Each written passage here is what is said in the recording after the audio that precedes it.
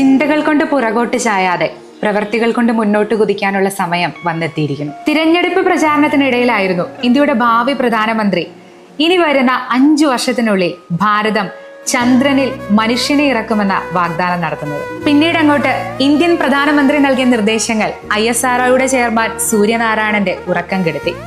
തുടർന്ന് അദ്ദേഹം തന്റെ സഹപ്രവർത്തകർക്ക് മുമ്പിൽ നടത്തിയ പ്രസംഗം തികച്ചും വൈകാരികവും ഒപ്പം നിശ്ചയദാർഢ്യം നിറഞ്ഞതുമായിരുന്നു. ഒരുപക്ഷെ നാം ഓരോരുത്തരും ഒരു സാധാരണ പൗരൻ എന്ന നിലയിലും ചിന്തിക്കേണ്ട നിമിഷം ഇതാണ്. ശാസ്ത്രജ്ഞരുടെ മേൽക്കുപ്പായം അഴിച്ചുവെച്ച് ഒരു നിമിഷം ചിന്തിച്ചു നോക്കൂ. ഓരോ ഭാരതീയന്റെയും സ്വപ്നം നമുക്കുള്ളിലും കാണുന്നില്ലേ?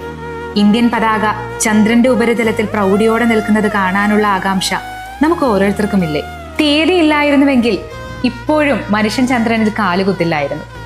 ജോൺ എഫ് കെന്നഡി അമേരിക്കയ്ക്ക് മുമ്പിൽ ചാന്ദ്രദൗത്യം അവതരിപ്പിക്കുമ്പോൾ ഒരു തരത്തിലും നാസ അതിന് തയ്യാറായിരുന്നില്ല.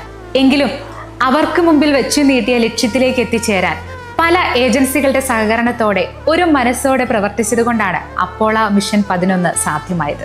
ഭാരതത്തിലെ 130 കോടി ജനങ്ങളുടെ ആഗ്രഹത്തെ ഹൃദയത്തിൽ ആവാഹിച്ച് വിജയ് എഴുതിയ നോവലാണ് മിഷൻ മായക് അഥവാ ഇന്ത്യയുടെ ചാന്ദ്രദൗത്യം. ഇന്ത്യ ചാന്ദ്രദൗത്യത്തിന് ഒരുങ്ങുകയാണ്. അങ്ങേയറ്റം വൈകാരികവും ഉദ്യോഗജനകവുമായ ആ യാത്രയിലേക്കാണ് വിജയ് ഓരോ ഭാരതീയനെയും കൂട്ടിക്കൊണ്ടുപോകുന്നത്. ചാന്ദ്രദൗത്യത്തിന്റെ സാങ്കേതികതകൾ സാധാരണക്കാരന് മനസ്സിലാകുന്ന വിധത്തിലാണ് നോവൽ അവതരിപ്പിക്കപ്പെട്ടിരിക്കുന്നത്.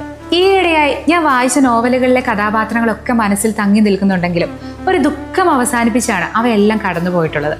അതിനിടയിലാണ് മിഷൻ മായങ്ക് ഞാൻ വായിക്കുന്നത്.